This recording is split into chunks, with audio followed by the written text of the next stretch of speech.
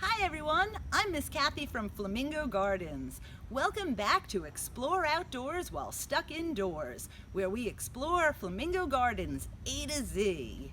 Today's letter is the letter I. I have been thinking about a lot of things that start with the letter I around Flamingo Gardens. Have you? Come on, let's investigate. I is for invasive plants.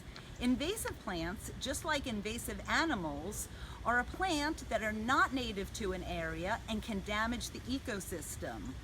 The pothos plant is one of the invasive species of plant that we have in South Florida.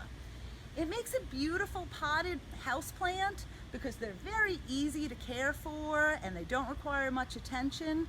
And when they're contained, their leaves are normally around 4 inches long.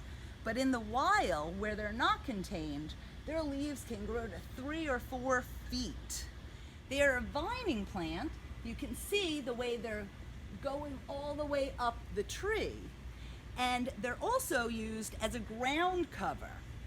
Now, these plants can grow very quickly and take over the area, knocking out the native species of plants that we have. The Melaleuca tree is another invasive species. It's actually one of the most invasive species in South Florida.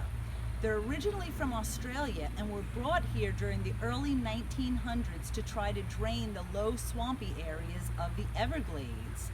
These trees suck up a lot of water through their roots, so they did their job but became a danger to our natural wildlife who depend on the swamp habitat to live in. If you look at the bark, it's very papery, and the tree also has the nickname of the paperback tree. I is for ibis. Look at all of the white ibis that are in our rookery. We can learn some more about the ibis by visiting Lindsay in our aviary. Hi, I'm Lindsay and I want to tell you about our ibis. So we have white ibis over here, and if you can see the difference between them, believe it or not, all of these birds right here, even the brown ones and the white ones, are all the same species. So the ones that look kind of brown are actually juvenile, so they're still young. It's going to take them about a couple years for them to actually molt that out and get all of their white feathers in. So they're going to look just like that adult right over there. So what we have here is our adult white ibis, and they're actually called hurricane birds. And the reason why that is they're indicator species for when there is an imminent threat, such as a hurricane coming. They can actually sense the barometric pressure dropping, and they're also the ones that are going to be the first birds you see come back after a hurricane has basically left your area. And the reason why is that they're just very keen. So another ibis species we have in here is the glossy ibis. So as you can see, the glossy ibis is kind of rooting its bill around, and they're looking for small animals or insects that are around in mud or any areas like that. And they're actually known to kind of be nomadic. They'll kind of roam around in flocks, and by moving around, they're able to find the best spots. So many times you'll see them nest with other birds. So they'll be in a rookery, and you'll see them whenever they're actually looking for food, other birds will come around and they'll follow them because they know that usually they have the best spots to find food. I is for iguana. If you look over here, we have one of our large iguanas. Now, iguanas are not originally from Florida. They are an invasive species in Florida, which means that they are an animal that can do harm to our ecosystem. Iguanas can get over 4 feet in length, and their tail can be up to half of that. Iguanas are the largest lizards found in the Americas.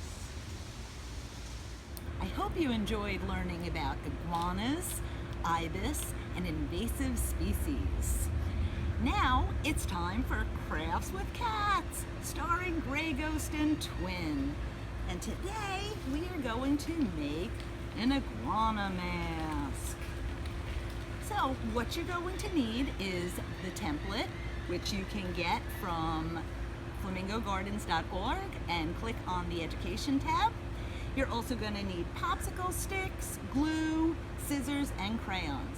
Now if you don't have popsicle sticks, don't worry. You could either use a piece of paper to hold up your mask, or you could even poke holes in the side and put a string around it to hold it on. So after you have your template, you're going to color in your template. I chose a nice green color to make the iguana, but your template can be any color that you want. Then you are going to cut out the iguana face. You're also going to want to cut out the eyes so that you can see through it.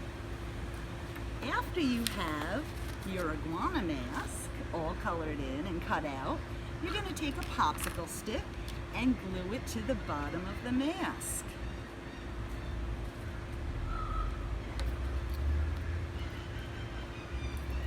Then, maybe a little more glue. Make sure that stick stays on there.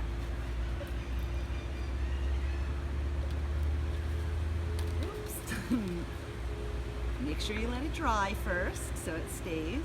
And then you have your iguana mask. I hope you had fun today learning about the different animals, plants, and trees that begin with the letter I. Please join us tomorrow when our letter of the day will be J.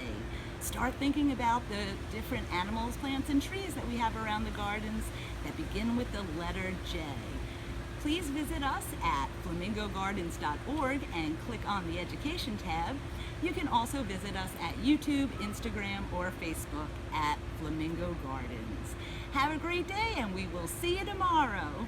Bye!